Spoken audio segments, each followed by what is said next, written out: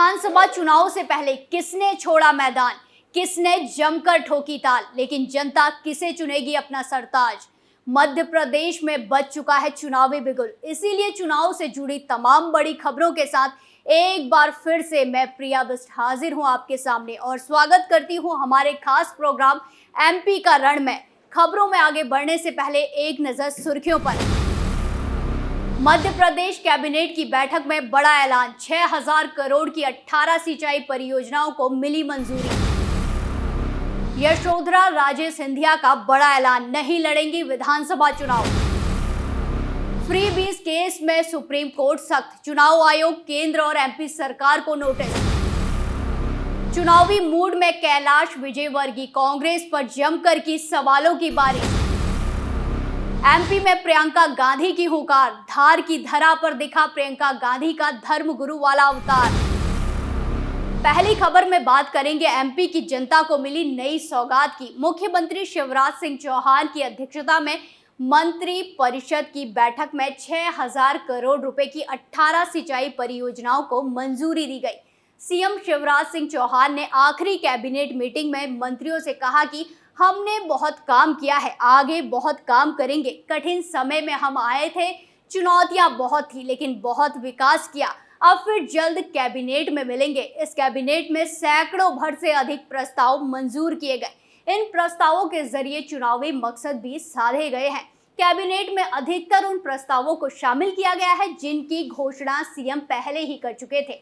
चुनावी दृष्टि से जिन वर्गों को साधना था, उनसे जुड़े प्रस्ताव शामिल किए गए। कैबिनेट में आहार अनुदान योजना की लाभार्थी बहनों को हर महीने 1250 रुपए की जगह पर 250 रुपए बढ़ाकर 1500 का इजाफा किए जाने की मंजूरी दी गई।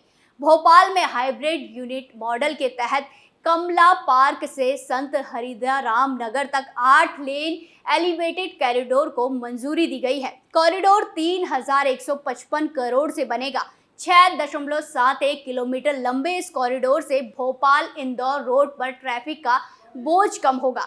शहीद वन कर्मियों के आश्रित परियोजना को 10 लाख से बढ़ाकर 25 लाख विशेष अनुग्रह अनुदान प्रदान करने की मंजूरी दी गई।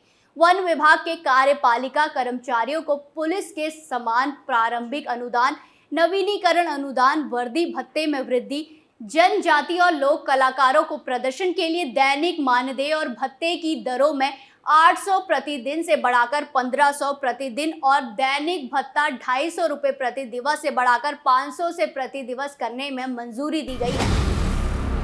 दूसरी खबर में बात करेंगे यशोधरा राजे सिंधिया के विधानसभा चुनाव न लड़ने के ऐलान की। दरअसल मध्य प्रदेश की खेल मंत्री यशोधरा राजे सिंधिया ने आगामी विधानसभा चुनाव न लड़ने की घोषणा कर दी है। पहली बार उन्होंने मंच से ये घोषणा की। शिवपुरी में राजमाता विजया राजे सिंधिया की प्रतिमा अनावरण समारोह के दौरान उन्होंने मंच से ये घोषणा की। शिवपुरी में 8 करोड़ से बनाए गए पाम पार्क में राजमाता विजया राजे सिंधिया की प्रतिमा का अनावरण कार्यक्रम आयोजित किया गया था। इस कार्यक्रम के दौरान खेल मंत्री यशोधरा राजे सिंधिया ने मंच से भावुक होते हुए कहा कि मैं चुनाव नहीं लड़ूंगी और उन्होंने शिवपुरी को गुड बाय कह दिया। मंच से कार्यक्रम को संबोधित करते हुए उन्होंने अपने समर्थन से अपील की है कि वो उनके इस फैसले का साथ देंगे। उन्होंने अपनी मां को याद करते हुए कहा कि मेरी मां से मुझे प्रेरणा मिली, जिसमें उन्होंने 25 से 30 साल उनके पद चिन्हों पर चलते हुए जन सेवा की। भावुक होते हुए उन्होंने कहा कि उन्होंने अब निर्णय कर लिया है कि वो चुनाव नहीं लड़ेंगे। मंच से अपने चुनाव न लड़ने की घोषणा करते हुए खेल मंत्री यशोधरा राजे सिंधिया ने कहा कि वो स्वास्थ्य कारणों के चलते चुनाव नहीं लड़ रही है। मंच से उन्होंने कहा कि अब मैं 21 साल की तो नहीं हूँ, समय नए लोगों को आगे बढ़ाने का है। मेरी माँ अम्मा महाराज ने भी जो राह दिखाई, अब मेरा कर्तव्य की है उसे और आगे बढ़ाऊं। 4 बार कोरोना ने उन्हें स्वास्थ्य कारणों से परेशानी में डाला।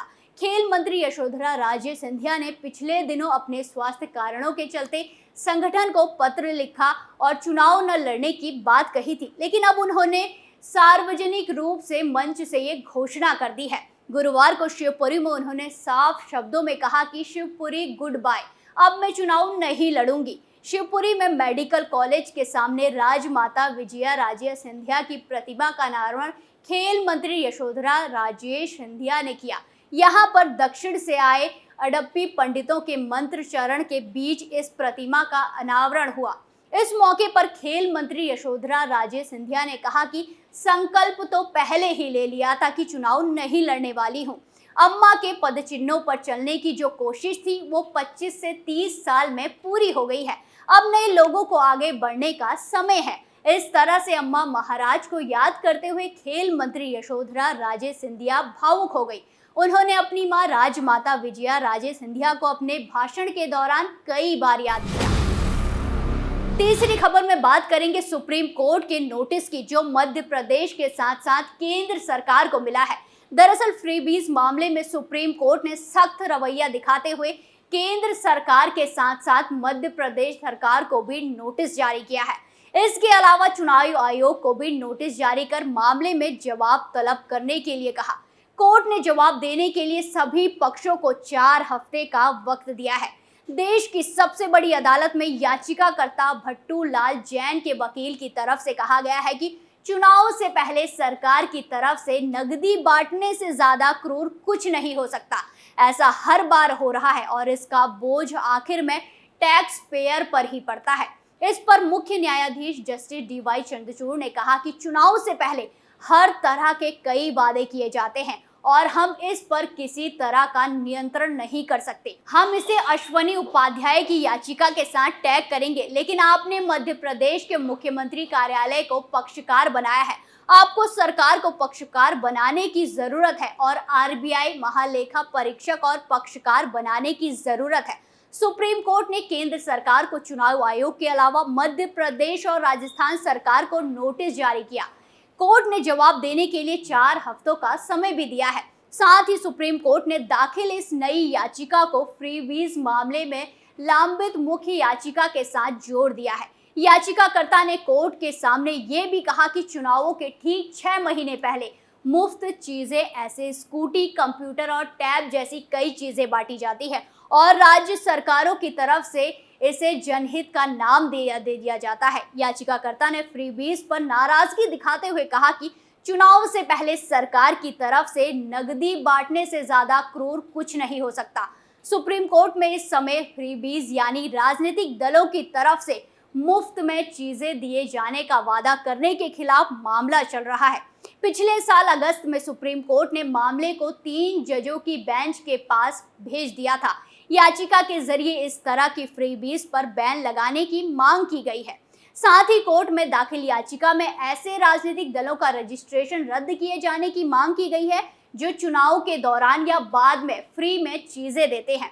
फ्रीबीज पर बैन से जुड़ी याचिका एडवोकेट अश्वनी उपाध्याय की तरफ से दाखिल की गई है।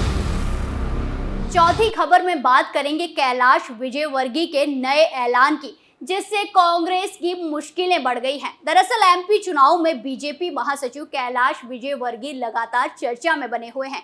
अब उन्होंने एक नया ऐलान कर दिया है। विधानसभा क्रमांक 1 से बीजेपी प्रत्याशी कैलाश विजयवर्गीय ने कार्यकर्ताओं को संबोधित करते हुए कहा कि मुझे खुशी है कि यहाँ के पार्षद और कार्यकर्ता बहुत अच्छे हैं, इतने अच्छे हैं कि मैं अगर समय नहीं दूंगा, सिर्फ भोपाल से बैठकर इशारा करूंगा तो अपना काम हो जाएगा। सारा इंदौर को उठाकर 1 नंबर विधानसभा में ले जाऊंगा, ये मेरा वादा है। इसके साथ ही उन्होंने कहा कि कांग्रेस को इस वार्ड से एक भी वोट नहीं जाएगा। जिस वार्ड से कांग्रेस को एक भी वोट नहीं जाएगा उस बूथ के अध्यक्ष को हम 51,000 रुपए का इनाम देंगे।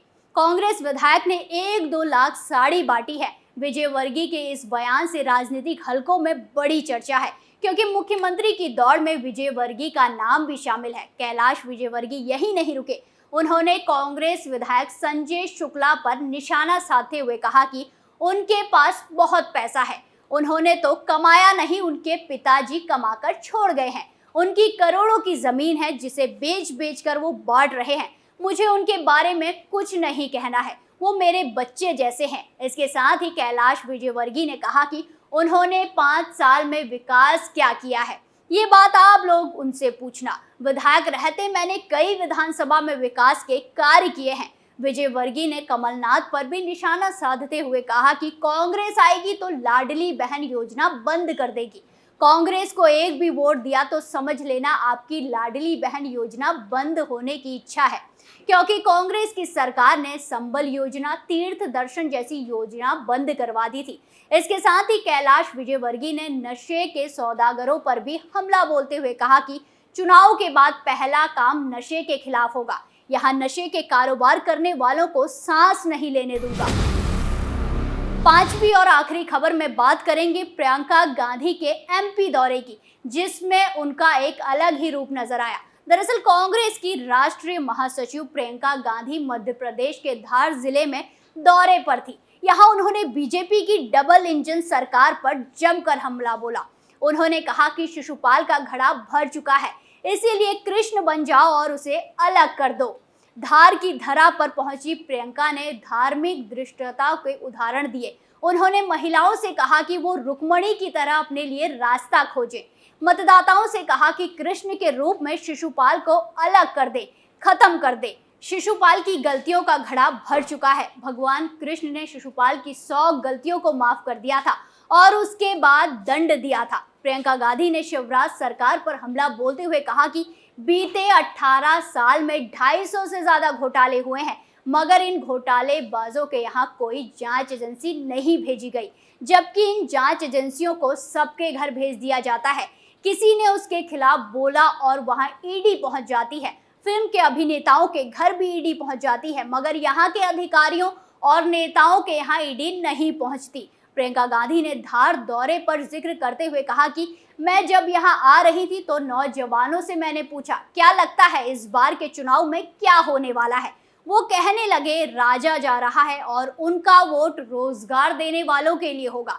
प्रियंका गांधी ने राज्य में हुए घोटालों का जिक्र करते हुए कहा पोषाहार, मिड डे मील, एडमिशन, सर्व शिक्षा अभियान, स्कॉलरशिप, भर्ती परीक्षा, नौकरी, कारम डैम में भी घोटाला हुआ। यहाँ व्यापम घोटाले में तो 50 से अधिक लोगों की मौत तक हो गई है। सवाल है कि क्या इन्होंने इसकी जांच कराई? प्रियंका गांधी ने धार पहुंचने पर सबसे पहले मोहन खेड़ा तीर्थ में दर्शन किया और मंदिर के ट्रस्टियों से मुलाकात की। हमारे खास प्रोग्राम एमपी का रण में आज के लिए इतना ही। फिर हाजिर होंगे आपके सामने एमपी की बड़ी खबरों के साथ। तब तक के लिए आप देखते रहिए कैपिटल टीवी। मुझे दीजिए इजाजत। नमस्कार।